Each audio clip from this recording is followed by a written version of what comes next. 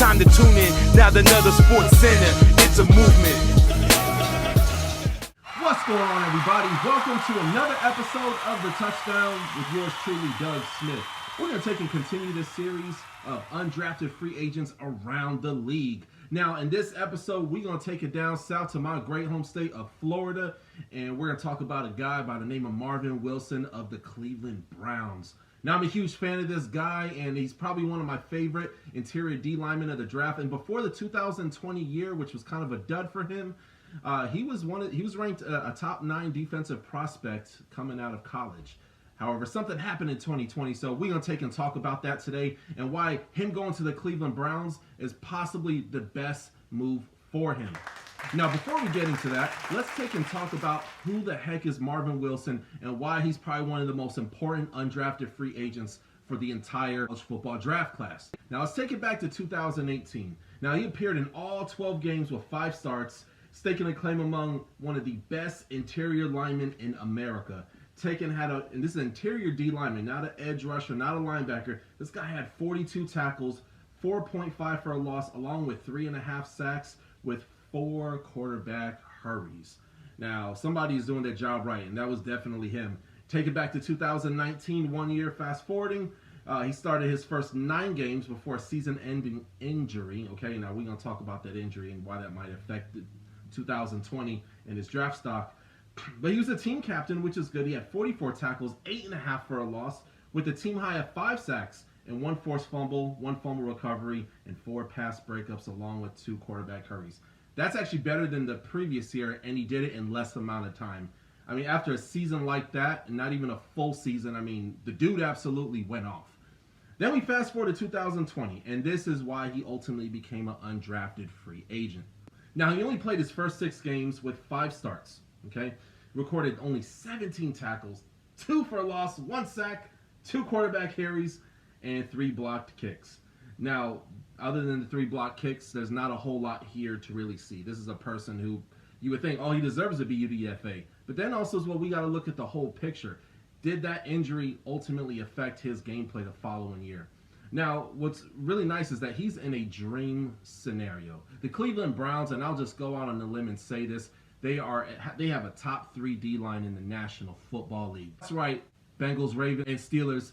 You got a problem on your hands. But this guy's going to be an absolute problem. Let's look at their roster and who is currently surrounding him and why it's really important for him to be around other stars and other people who are ultimately going to take and push him to the limit.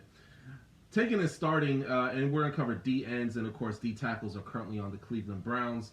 So what I take on a show here is they got Jadeveon Clowney. Now, he doesn't always have the biggest stats, but the dude is an impact player, and he's always a part of a lot of big plays. I'm a huge Jadeveon Clowney fan, one of my free agency signings this whole offseason. Then they got Myles Garrett. Enough said. Don't got to say a whole lot about that. and then of course you got you got other guys. Porter Gustin, huge fan of him. That dude's an absolute beast. I'm just going to name a few names here. Joe Jackson, Cameron Malveaux, Takaris McKinley, who's a second-chance player. I'm starting to see a little bit of being a reoccurring theme for the Cleveland Browns and giving people other chances. Then also, you have Curtis Weaver, who once upon a time was on the Miami Dolphins. We drafted him, and we got him very soon after. I think there were some weight issues, and he had like an ankle injury or something like that. But Curtis Weaver, you look at his career, that guy once upon a time when he was at Boise State, the dude had the all-time sack record. Dude is an absolute beast. Then, of course, you got other guys, Andrew Billings, Sheldon Day, Jordan Elliott, Malik Jackson, Malik Dowell, Damian Square, Tommy Tugai, who was just taken and drafted this year, and then, of course, Marvin Wilson. Now, he is in a room full of dogs, and it's going to probably be pretty tough for him to make this team. But if they could get him back or maybe even get him to the practice squad, this might be an investment worth waiting on. Now, unfortunately, everything that happens in college football doesn't always take and transfer over to the National Football League level, the amount of talent and stuff. It's a different speed of the game. You're not the only big dog anymore. The guys who were once considered big, who were 315 pounds, are no longer that big. However, he does have really, really good size. I mean, the guy's 6'4", 303 pounds. Some people even have him measuring at 6'5" and weighing a little bit more. But I do believe he is going to take and come around. From what I hear coming out of training camp, he's doing very, very well. And this is a guy you definitely want on your radar. definitely taking one, and I don't even see him being a starter, but possibly if they can continue to work on him with the defensive minds that are in the building for the Cleveland Browns. I mean, to have a guy like that on your bench, you know what I mean, and to take and fit in him on a few plays, and you could. We're having that many defensive players on the D-line. What's nice for the Cleveland Browns is you can take and have ammunition for specific plays and specific schemes. So you can know his strengths early on, and he can stick with those. And he'll probably get a little bit of PT time, playing time, if he ends up staying with the Cleveland Browns.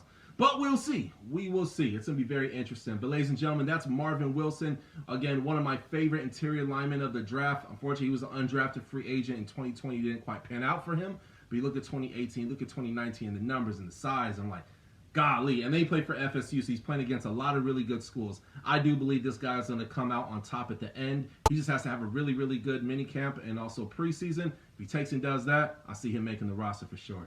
Anywho, you guys stay tuned. Go ahead and hit the subscribe button. Let me know what you like, what you feel. If you agree, disagree, maybe he won't make the team. If you feel different, go down below. Or even if you agree, go down below in the comment section. Let me know. Hit that little bell for the alerts. And I'll catch you guys next time on the Touchdown with Doug Smith.